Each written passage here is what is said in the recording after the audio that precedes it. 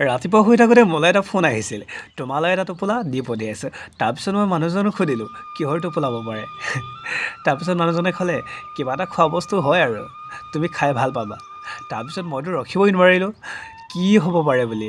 হাতত এডাল চামুচ লৈ আৰু এখন কাঁহী লৈ বহি লৈছোঁ আৰু বহাৰ লগে লগে টোপোলা আহি পালেই নহয়। আৰু টোপোলাটো দেখিছেনে কিমান ধুনীয়াকৈ বান্ধিছে কলপাতেৰে, আৰু ইয়াতে তৰাপাতো ব্যৱহাৰ কৰিছে। মানে ইমান ধুনীয়া এটা গোন্ধ আহি আছে আৰু মইতো এক্সাইটেড। মুখৰ হাঁহিটো যে মানে ৰখাবই পৰা নাই। মোলৈ টোপোলা দিব পাৰে নে মানুহে? তো এয়া দেখিছেনে কিমান মজবুতকৈ বান্ধি পতি আছে। Oh' my God, I am very excited. আৰু গাইজ বহুত দিন ধৰি ভিডিঅ' দিব পৰা নাই। ভিডিঅ' এই আজি আপোনালোকক অলপ দেখাওঁ বোলো। এইটোকে আনবক্সিং কৰি মই লেতেৰা হ'ব বুলি জানিয়ে এখন গামোচা এতিয়া পাৰিব লৈছোঁ মানে খোলাৰ আগতে। তাৰপিছত মজা যে খুলিব লাগিব ন, কি খোৱা বস্তু হয় আপোনালোকক দেখাম আৰু ক'ৰ পৰা কোনে কেনেকৈ পঠিয়াইছে, কি বস্তু হয় আৰু আপোনালোকক জনাম। লাষ্টলৈকে চাই থাকিব আৰু পেজটোলৈ যদি আপোনালোকে নতুনকৈ আহিছে পেজটো ফ'ল' কৰিব আৰু চেনেলটো ছাবস্ক্ৰাইব কৰিব। অ' মাই গড, গাহৰি মাংস। অ' my god, O' my god. আপোনালোকৰ বাৰু প্ৰিয় নে গাহৰি মাংস? মই জানিছিলোঁ কিবা এটা খোৱা বস্তু বুলি কোৱাৰ লগে লগে গাহৰি মাংস হ'ব। আৰু গাইজ এয়া হৈছে গাহৰি মাংস, বন শাকৰ লগত গাহৰি মাংস।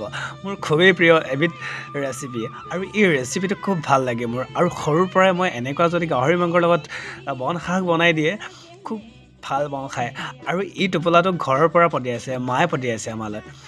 কোনেও বেলেগ মানুহে পঠোৱা নাই, মায়ে পঠিয়াইছে। আৰু মায়ে দিয়া বস্তুবোৰ সদায় ভাল লাগে আৰু মাৰ হাতৰ খানা খাই খুবেই ভাল পাওঁ মই। আৰু গাহৰি মাংসটো অলপ বেছি আছে, এইকাৰণে আজি এটা টিফিনত মই ভৰাই লৈছোঁ যাতে মাংসখিনি বেয়া হৈ নাযায়, ভাল হৈ থাকিব পাৰে। মই এইটো ভৰাই থ'ম ফ্ৰিজত, তো তেতিয়ালৈকে ভাল হৈ থাকিব। আৰু তো গাইজ আপোনালোকে গাহৰি মাংস খাই ভাল পায়নে বাৰু জনাব দেই। আৰু গাইজ মাংস বুলি ক'লে যে ৰখিবই নোৱাৰিলোঁ। ভাতটো খাই শেষ হোৱাৰ পাছতে মোৰ মনত পৰিছে, মইতো ভিডিঅ' কৰি আছিলোঁ, ভিডিঅ'টো দেখাবলৈ পাহৰি থাকিলোঁ বুলি। এয়া দেখিছেনে বাৰু? খাই আছোঁ আৰু এয়া মাংস এপিচ লৈ লৈছোঁ।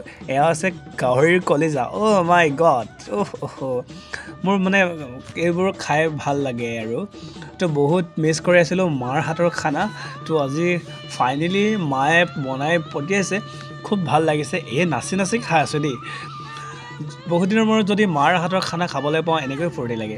বাৰু আপোনালোকৰো ফূৰ্তি লাগেনে এনেকৈ? আৰু এয়া ভাতৰ কাঁহী, ভাতৰ কুকাৰ, কেৰাহী। ইয়াত আছিলে মাছ, কেৰাহীত আছে ব্ৰকলিৰ লগত মাছৰ জোল, আৰু এয়া হৈছে গাহৰি মাংস।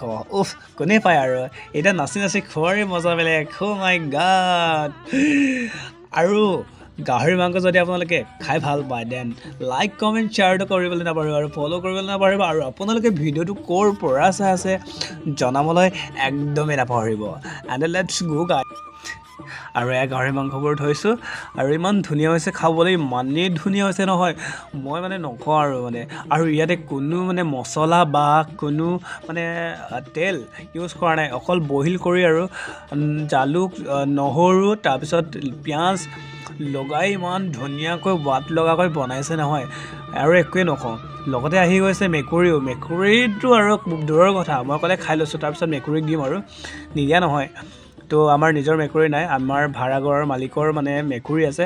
মেকুৰীতে খাবলৈ আহে আৰু আমি দিওঁ বাৰু কেতিয়াবা মৰমত, কেতিয়াবা নহয় একচুৱেলি আহিলে দিওঁৱে আৰু যেতিয়া আহে তেতিয়াই দিওঁ আমি খোৱা বস্তু থাকিলে। আৰু গাইজ খাই আছোঁ আৰু মুখৰ পৰা ইমানেই আৰু মানে হেৰিবলৈ মনেই যোৱা নাই, কিন্তু পেটত নধৰে কাৰণে থৈছোঁ। আৰু আজিলৈ বাই গাইজ।